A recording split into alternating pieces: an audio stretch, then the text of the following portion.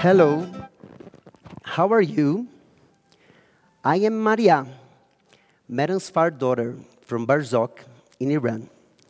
Do you remember me, Maria? Maria is now 23 years old, but back in 2008, she was just 8 years old. But who is she? In 2008, my wife and myself, we planned a trip to Iran.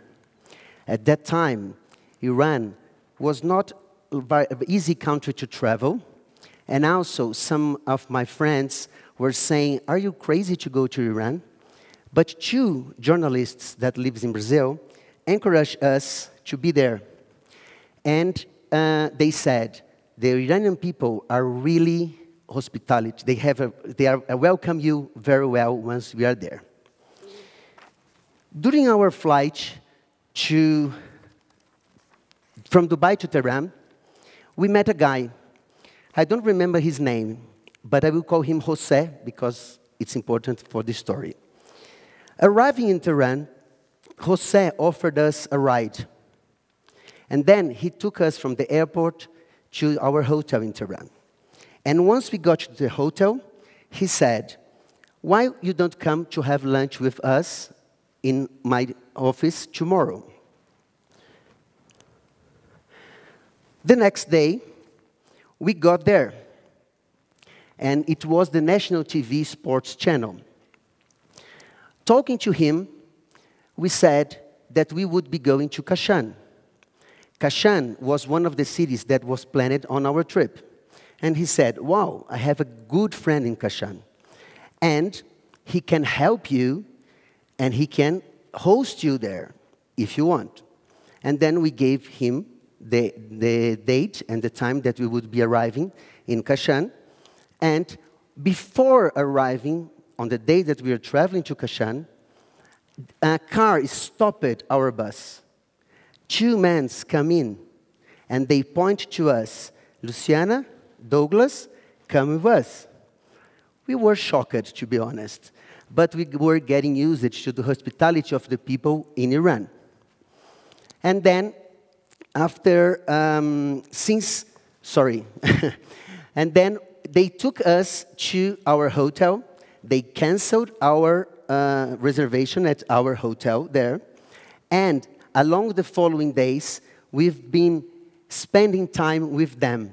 Not in Kashan, but in Barzok.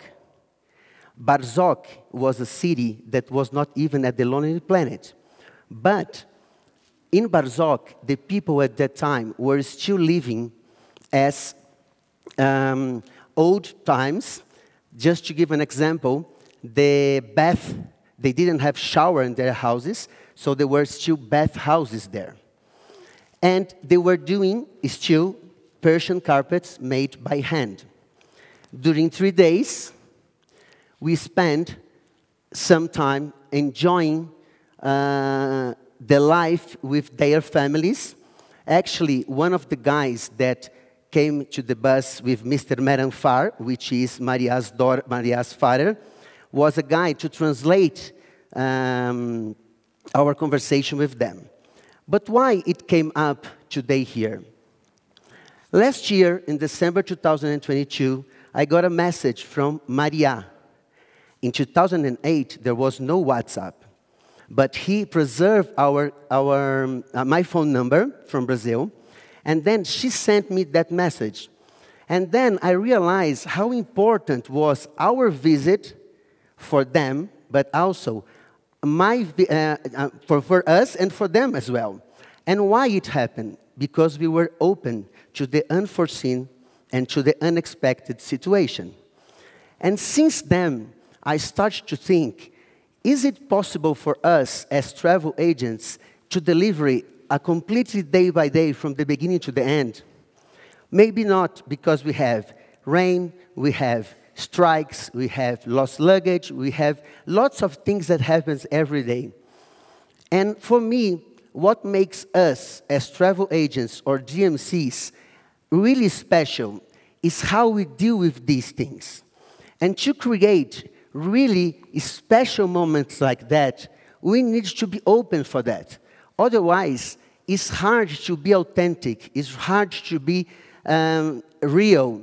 And that's why I tried to bring here these two words, unforeseen and unexpected. The point is, it's hard to be talking. Maybe I was talking with my partner in the office, to be here as a DMC with some clients around, maybe I would be ruining my reputation talking about unforeseen and unexpected events as an asset. Because I'm not saying that we need to have these things, but we have already. It's not a matter of if, but when it's going to happen. And I understand that we can create moments like that in our trips. So, 2 years later, from 2008, I tried to create to my clients an experience similar to the one that I have with Mr. Meranfar. So, I took 13 clients from Brazil. I talked to Mr. Meranfar, and then I didn't say anything about this program to these clients that I was taking there in 2010. So the experience with Mr. Meranfar was something that would be like organized, okay? So I had this situation before. I was trying to repeat it. But when I got to Kashan, remember that when I said to you, I got to Kashan with my wife, they canceled my hotel, so I never visited this hotel when I was there. I got to Kashan, and then with this group, and the hotel was really bad. So the unforeseen has happened again. I got down to the reception. I waited till my clients get there. I talked to them. They kind of understood the situation, and then we went to sleep. The following day, we went to Mr. Meranfar's house in Barzok. We spent a full day with them. Once we were coming back from Barzok to Kashan, every single client was mentioned to me that the situation with the hotel was nothing comparing with the experience that we were having with their family that was totally unexpected for them. But back in Brazil now, this August, I was traveling with a group in Pantanal. My company runs trips in Pantanal. We were there with a speedboat, and that afternoon, we were trying to find giant otters.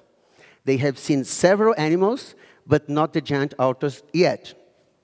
Our boat stopped because the fuel probably was dirty, and then the engine stopped to work. Our first reaction was to call another boat to rescue us. The pilot said, just wait a minute that we can fix it. So we were there waiting for the pilot to fix the speedboat, and what happened? The giant otters family crossed in front of our in front of our boat. And next to this place, there was a couple of hyacinth macaws. And on the way back to the lodge, we saw a jaguar, the first one on the trip by ourselves, because in that region it's easier to find jaguars because there are several boats around, so we can find them easier. But this one was the first one by ourselves. All of that because the problem at the engine. So, I'm not saying that we need to be fixing, so the destiny will happen anyway. Of course we need to take care of things. Of course we need to have safety. Of course we need to organize things. But we need to be open sometimes and maybe talk with our clients about our ability to deal with these situations. I'm not the only one here that has a story like that. Personally, the Iranian one. At least Paul Cripps and Clark Cotula has one in the search of the Amazon River in the Andes, and you can ask them about that. And I'm sure our company is not the only one that is here that have the ability to deal with the unforeseen and the unexpected. But I think we should talk more about that. We should consider these situations because, as I said, it's not a matter of when. It's not a matter of if, but it's a matter of when these situations will happen. Thank you very much.